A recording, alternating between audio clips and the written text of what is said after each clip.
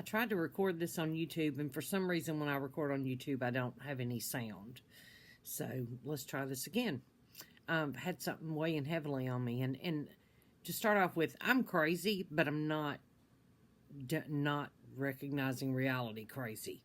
And when I say that, I grew up a fanatic about TV and movies, and so I get attached to actors.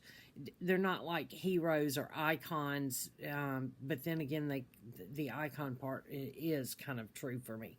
I get attached to the point where when their behavior shows them to be somebody that I didn't think they were, it bothers me. It'll ride with me for a while.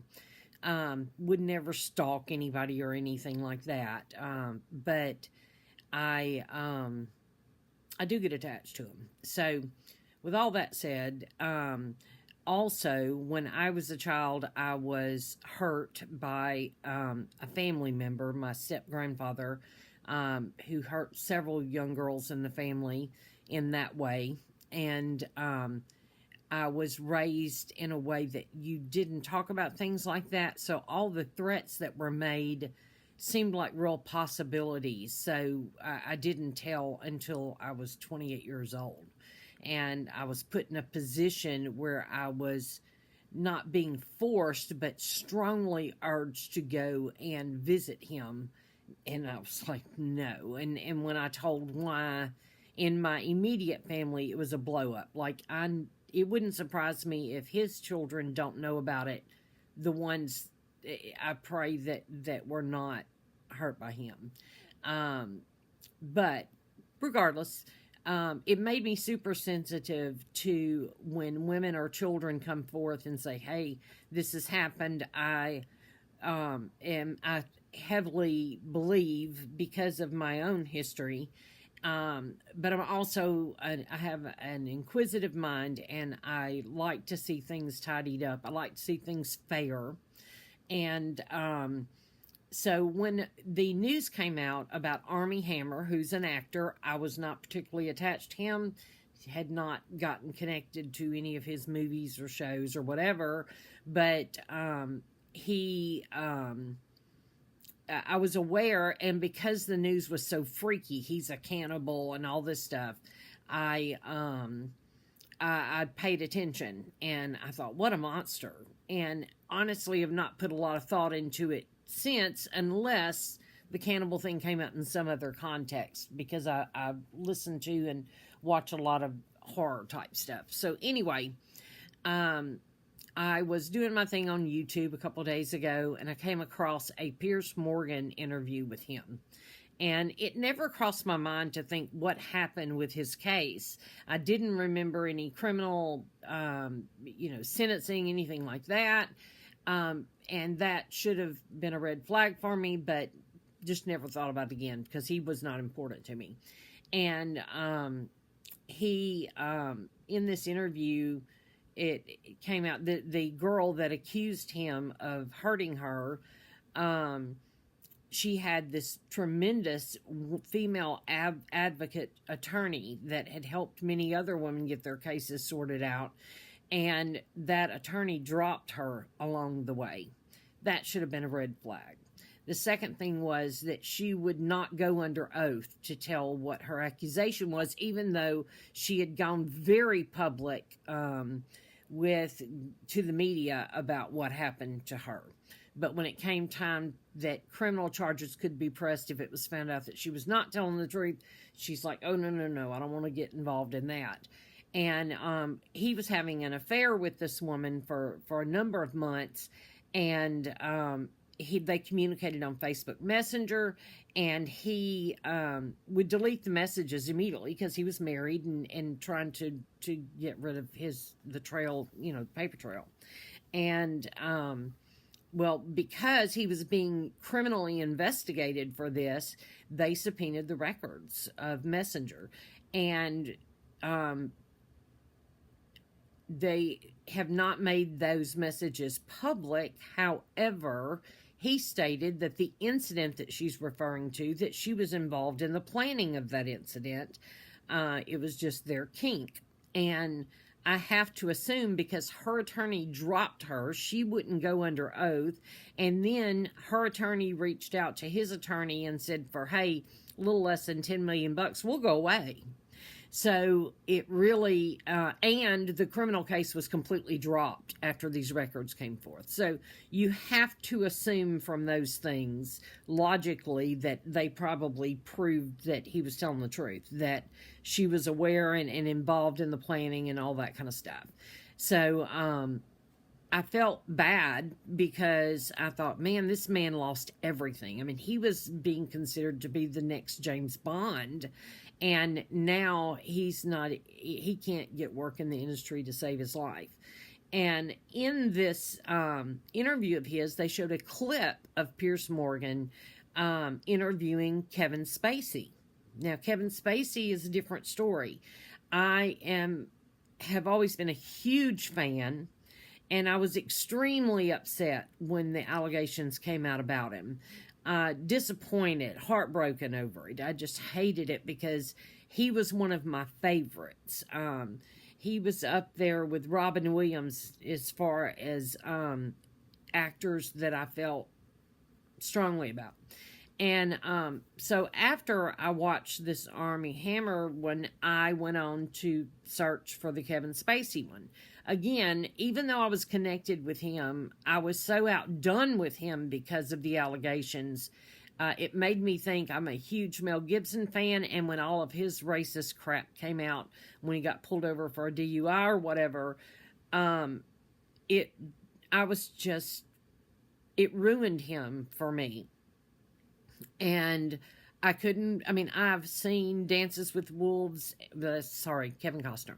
I was actually watching the Kevin Spacey series at the time, the name of it escapes me, where he was president, and then just quit watching immediately. Couldn't stand the sight of him because of what he was accused of. And I, again, never thought, well, what happened with his case? And so while watching the interview, I learned that not only that case, but the other cases that came forward afterward were put in front of juries, and he was found not guilty on every single one of them because there were witnesses that either placed him in another state at the time, or the location that these things purportedly happened were not as the victim described. And I don't mean the wallpaper was black instead of blue.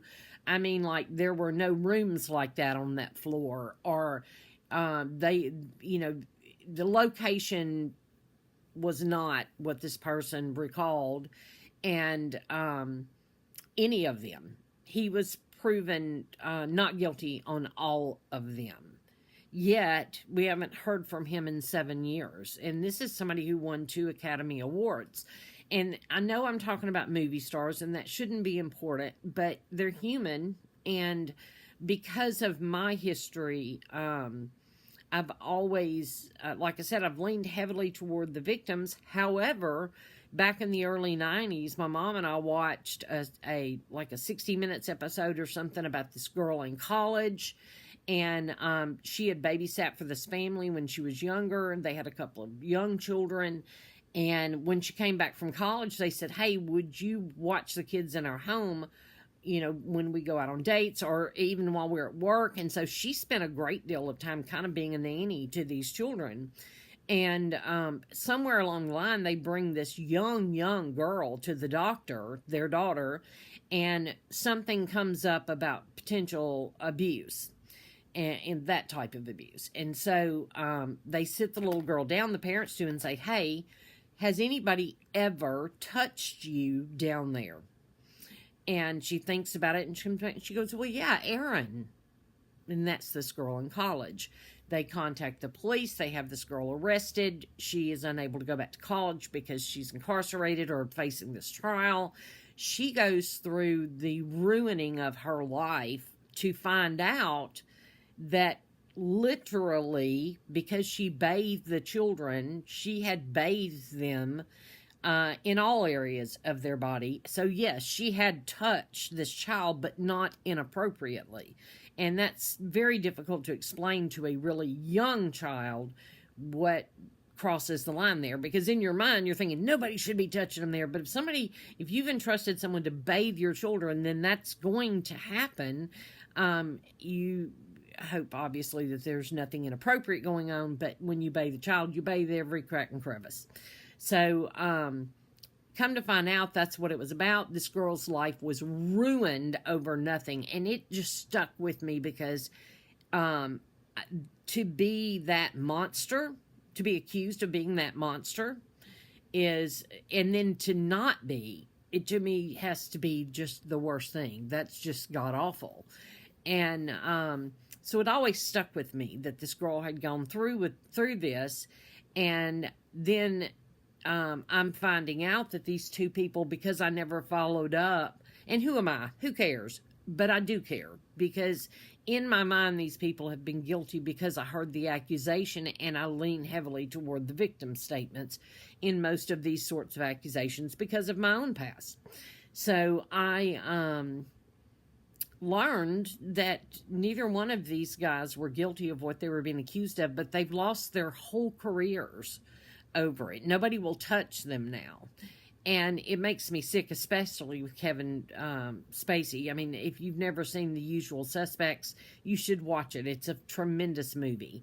He is a tremendous actor. He's gotten 2 Oscars that were well-earned and needs to still be making programs, movies, all those sorts of things. And I hate that he's gone through what he's gone through, although he has grown from this. And the Piers Morgan interview is very good if you want to watch that on YouTube. He did a really good job with these 2 guys. I know that he can be an ass sometimes. I do realize that. But he did a really good job with these 2 guys. He asked all the questions that I would think to ask someone in that situation. And I think both of them answered as honestly as they could. And especially with Kevin Spacey, it humbled him. What he's gone through has changed him in not all negative ways. However, a huge part of his life is gone because his career was taken over these things. And it just makes me sick to think of. So again, it's not important because I'm not the person that can impact that. However, from a humanity standpoint, and I want things to be fair. I always have wanted things to be fair, and they're not in life. In all fairness, these guys, just in case you didn't know, you need to know that they didn't do what they were accused of, and their lives have been destroyed because of it. You'll have a great day.